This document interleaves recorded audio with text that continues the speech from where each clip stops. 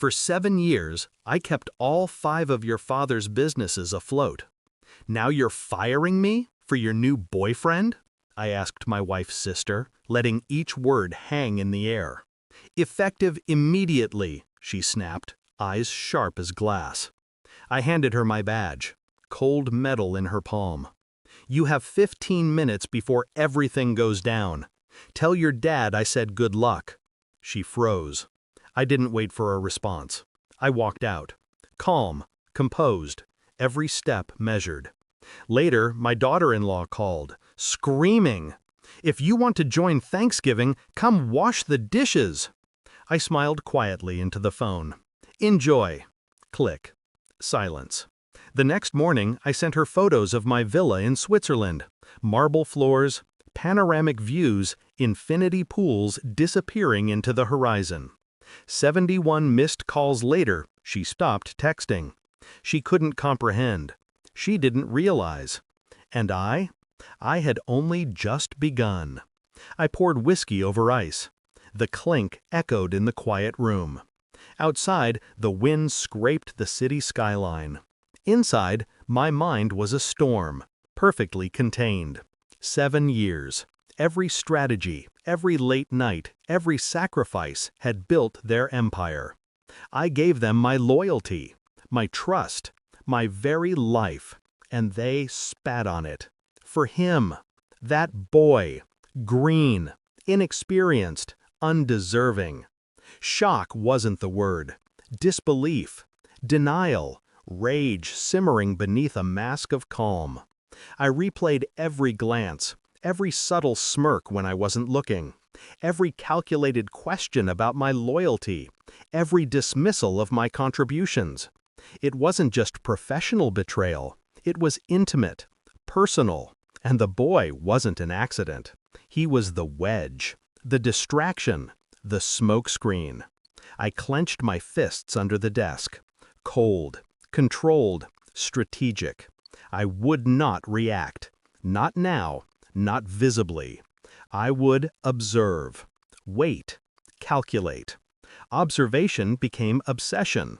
I tracked phone records, emails, expense reports, invitations.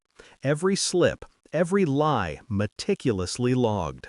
Externally, I smiled, polite, engaged, harmless. But inside, my mind ran circuits of strategy, cause and effect, timing, patterns, weaknesses. Late nights, I cross-referenced travel logs, hotel receipts, and dinner meetings. I discovered inconsistencies, contradictions, and duplicity. The boy? Careless, reckless, fragile, unaware of the trap I was building. I let them feel safe. Let them continue their deception. Every lie they told, every manipulation they executed, it only sharpened my advantage. I kept my distance, never approached. Silence was my weapon. Patience, my ally. And the tension? Beautiful. A slowly rising crescendo. Every small revelation tightened the coil. I smiled quietly. They would not see it coming. The evidence arrived like a whisper, sterile, objective, irrefutable. DNA. Confirmation of everything I had silently suspected. I scheduled a private meeting with my wife's sister, just the two of us. I slid the folder across the polished desk. She froze.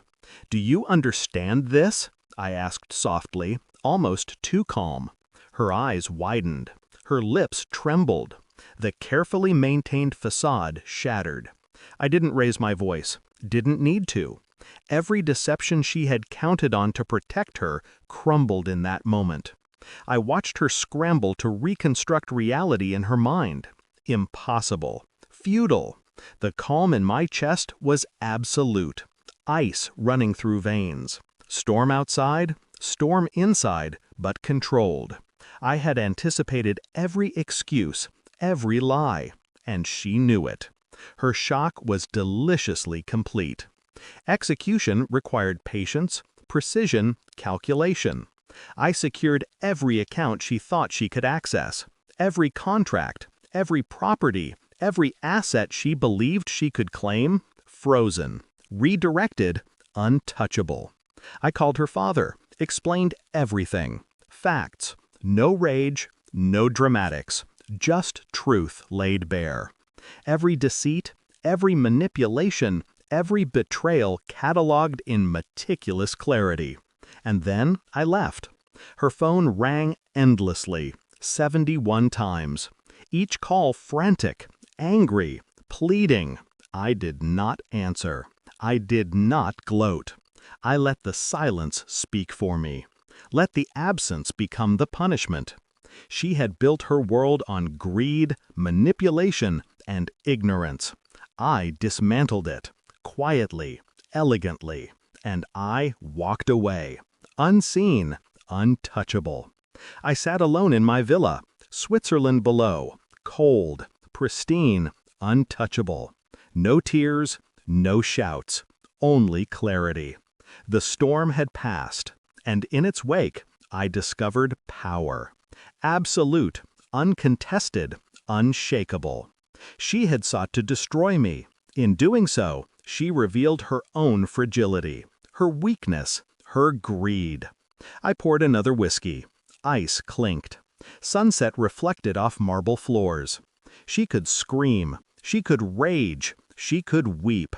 I would not be there. I did not reconcile. I did not forgive. I did not care. Only silence. Only truth. And in that silence, I was unstoppable.